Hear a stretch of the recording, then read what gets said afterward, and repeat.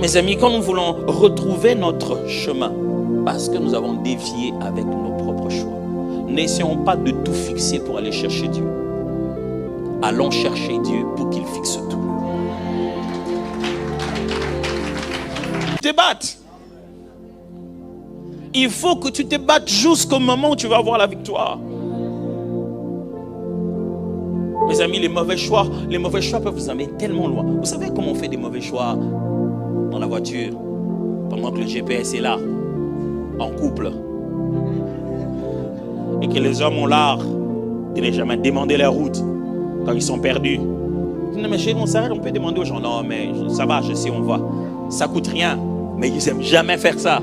Jusqu'à ce que vous vous perdez vraiment. Et que vous arrivez, ils s'arrêtent dans une station et qu'ils te demandent à toi, madame, demande-leur un peu. Tu as envie de leur... tu as envie de lui dire à toi-même, tu demandes. Quand je te disais qu'on demande, tu ne voulais pas. Un ensemble de mauvais choix comme ça. Vous savez, la bonne nouvelle, c'est qu'avant que l'homme n'imagine qu'il existait un GPS, Dieu savait récalculer la destination à partir de là où on s'est perdu. Alors j'annonce à quelqu'un aujourd'hui, quel que soit l'endroit où tu te trouves, le Saint-Esprit ce soir peut dire recalculer. Et il peut trouver une autre façon d'atteindre la même destination à partir de là où tu t'es perdu là-bas.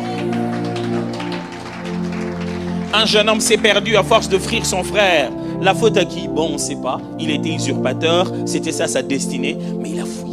Et il se retrouve à passer 14 ans pour une jeune fille. Et il se retrouve à en avoir deux femmes. Et 14 ans. Pour avoir une femme, il en a eu 2. Et il est perdu un peu dans sa destinée. Au moment où on commence à se dire, Seigneur, c'est quoi? Quand il commence à invoquer encore l'Éternel, Dieu commence petit à petit à le ramener. Il donne la sagesse pour le sortir de là-bas riche. Et puis, Dieu a récalculé toute la destinée de Jacob à partir de là-bas. Il est devenu Israël. Ouais. Il a tout récalculé. J'aimerais vous dire, Dieu peut recalculer cela à partir de l'endroit où vous êtes. Vous n'avez pas besoin et de commettre l'erreur et de tout fixer. Vous savez, des fois quand vous lisez la parabole de l'enfant prodigue, comme on aime le dire, hein, bon, la parabole n'est pas la parabole de l'enfant prodigue parce que la façon dont l'histoire est racontée, l'acteur principal est présenté comme étant le père. La Bible dit il y avait un père qui avait 2 fils. C'est-à-dire que ce n'est pas l'histoire de l'enfant, c'est l'histoire du père. Et on parle de 2 réactions différentes de ses enfants. Parce qu'en fin de compte, l'histoire revient au père et c'est le père qui finit l'histoire. Et on parle du père compatissant et non pas de l'enfant prodigue. Il y a un enfant prodigue et un enfant légaliste qui pense qu'il a le droit et donc ça devait commencer par lui. Mais les 2 ont un père compatissant. Quand vous regardez cette histoire, vous avez l'impression que l'enfant qui est parti, eh bien, il s'est repenti. Il s'est dit non, je reste mon père. Et c'est ça sa grande repentance. Non, c'est faux. Cette repentance est partielle. Elle n'est pas totale. C'est pour cette raison que le père, dans l'histoire, ne finit pas, il n'arrête pas, il ne laisse pas à l'enfant de donner tout son argumentaire. L'enfant s'est dit, j'irai chez mon père. Écoutez son plan. J'irai chez mon père. Ça, c'est bien. Ça, c'est la bonne chose. Il rentre chez son père. Mais il lui dit, je ne vais quand même pas venir comme ça, comme si de rien n'était. Je vais quand même faire un peu de mes efforts. Je vais quand même mériter un peu. Voilà ce que je vais faire. J'ai tout abîmé là-bas. Mets-moi au moins au milieu de tes serviteurs. Et je vais valoir, je vais mériter mon salaire. Vous voyez, ça, c'est pas la grâce de Dieu.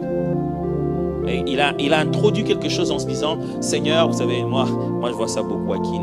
Des fois, ma petite soeur, elle vient me dire, ah, grand frère, j'ai un projet là. J'ai dit, ouais, tu as combien pour ça? Bon, c'est un projet de $100. J'ai dit, oui, mais tu as combien? Pour l'instant, j'ai encore 10 000 francs. Est-ce que tu peux me donner le reste? 10 000 francs, ça fait $5 aujourd'hui. Elle est terrible, ma petite soeur. Donc, elle me demande un peu, donne-moi juste un peu d'argent pour mon projet. C'est combien? C'est 99% du projet qu'elle me demande. Mais juste pour avoir l'impression de n'être pas venu main bredouille, quoi. Vous avez quand même quelque chose. Et ça, c'est l'orgueil de l'homme. Quand il va vers Dieu, il veut lui dire, bon, c'est pas comme si je suis venu main bredouille. Il fallait venir main bredouille. Et l'enfant s'en va en disant, je vais quand même travailler. C'est pas comme si je... Alors quand il rencontre son père, il se met à dire, Père, j'ai péché contre toi, contre le ciel. Le père arrête ça. Là, c'est tout ce dont j'ai besoin. C'est que tu te répandes et tu connaisses ton erreur. L'enfant n'a jamais raconté son histoire de « je vais travailler ». À l'instant, il dit « mon fils ». Pas mon serviteur, mon fils que voici était perdu. Il est revenu. Il ne l'a jamais reçu à la maison comme un serviteur. Il n'a jamais eu besoin d'entendre parler de ça. Mes amis, quand nous voulons retrouver notre chemin, parce que nous avons dévié avec nos propres choix, n'essayons pas de tout fixer pour aller chercher Dieu. Allons chercher Dieu pour qu'il fixe tout. Ce que nous faisons d'habitude, c'est qu'on se dit, bon, moi-même, je vais quand même arranger, et puis je vais chercher Dieu. Non, Dieu n'aime pas des gens comme ça. Dieu aime des gens qui sont perdus sans lui. Dieu, je le fais. Là, je ne sais vraiment pas quoi faire. Et si tu ne me prends pas parti d'ici, tu ne commences pas à me donner de la sagesse, je vais encore commettre des bêtises. La destinée, elle est aussi ralentie par le péché. Vous voyez? La destinée est ralentie par le péché. Une vie de péché te fait prendre plus de temps à chaque étape. Tu deviens lourd. Tu n'as plus les mêmes effets. Là, il fallait que tu cognes 2 fois pour que ça tombe. Tu commences à cogner 20 fois. Tu n'as plus le même impact. Tu n'es plus toi. Tu ne sais pas monter spirituellement. Qu'est-ce que je veux dire ici? Tu n'es plus souple dans ton homme intérieur. Ça t'alourdit. Et ça brise ta destinée. Quand tu restes dans des péchés, et chacun d'entre nous, il y a toujours un genre de péché qui, lorsque le diable t'attrape là, il va te faire tourner en rond. La bonne nouvelle, c'est que la destinée est restaurée par la main de Dieu.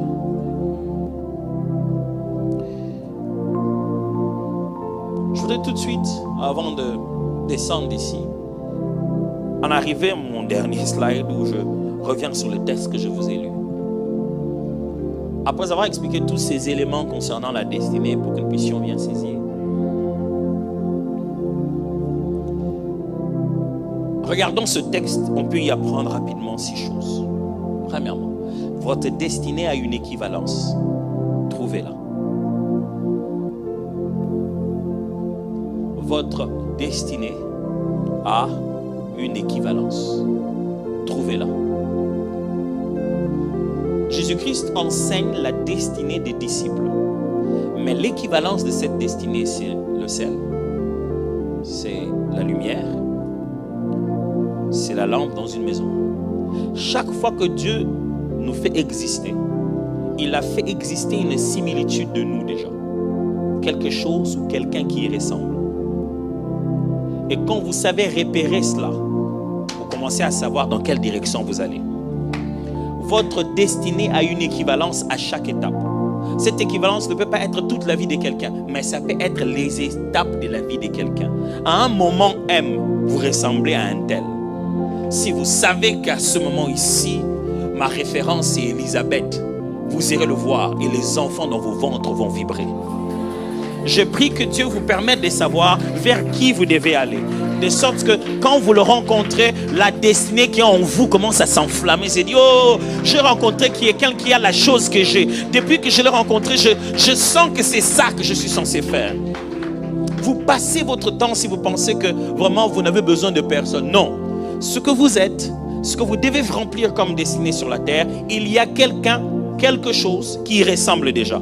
Identifiez cela, pas pour devenir ça, mais pour que juste ça fasse vibrer ce que tu as à l'intérieur de toi. En fait, tu n'es pas lumière, mais ce que tu fais, c'est la lumière. En fait, tu es un être humain, tu n'es pas du sel, mais le sel te rappelle toute ta destinée. Quand tu regardes le sel, tu comprends ce que tu dois faire dans la société. Quand tu vois la lumière, tu comprends que tes bonnes œuvres doivent pouvoir changer l'humanité. Et il y a des gens, quand tu le regardes, tu te dis, ça c'est moi dans 10 ans. Ça là, c'est moi dans 10 ans.